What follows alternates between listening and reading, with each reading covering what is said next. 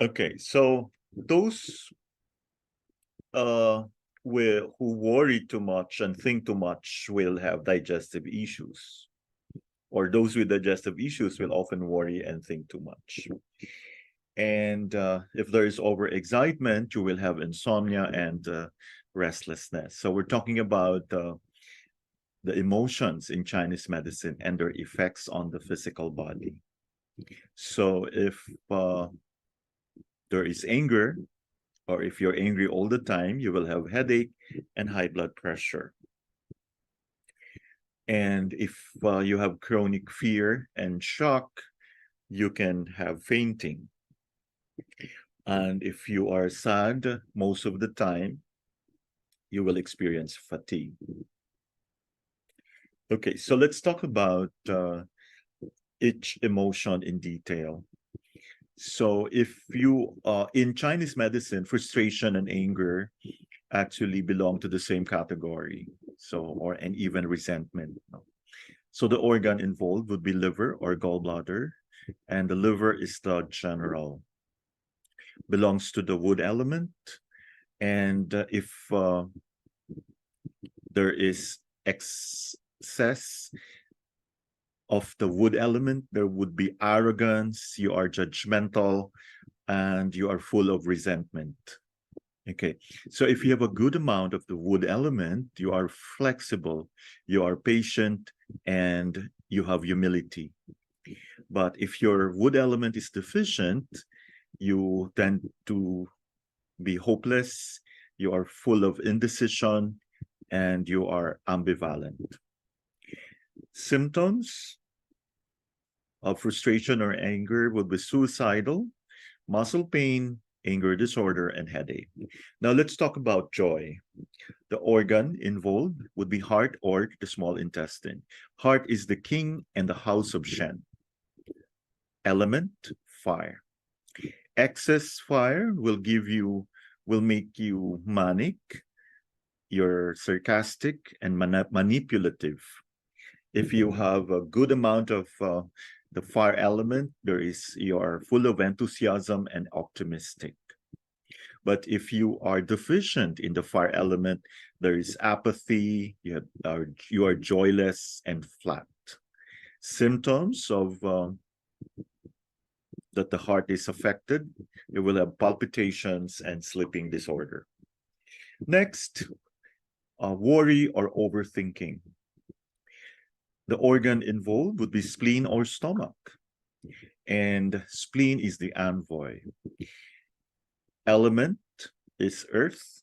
So if you have excessive earth, you are very obsessive, you are selfish, and you have a very overbearing attitude.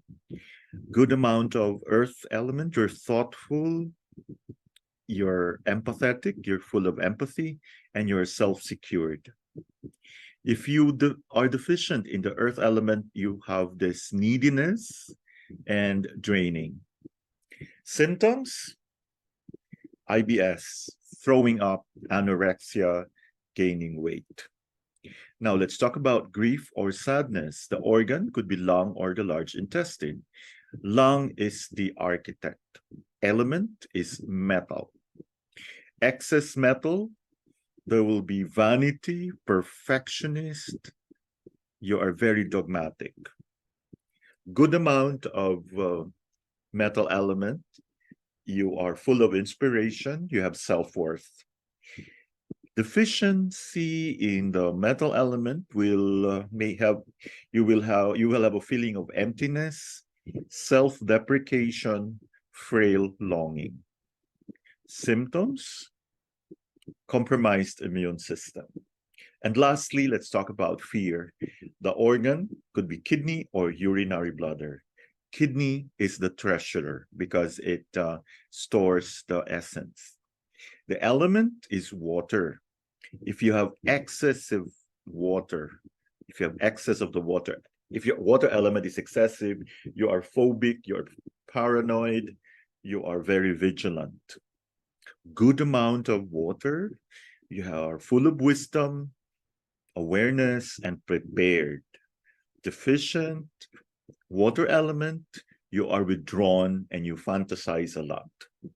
So symptoms associated with the water element, if it's imbalance, you'll have low libido pain, fertility or period issues, and gray hair. So let's talk about the job hazards in TCM. So if you happen to be working in a penal colony, so you'll have back and knee issues. Okay, if you have computer work or your clerical jobs, you tend to have a back and neck aches because you're always in front of the computer. Now, if you're a hairstylist, you'll have shoulder and neck issues. And finally, if you are a store clerk or you're a cashier, you're prone to have carpal tunnel syndrome. Okay. So what are the possible causes of diseases in TCM? Extreme work pressure. So you should love your work or probably don't bite what more than what you can chew, no?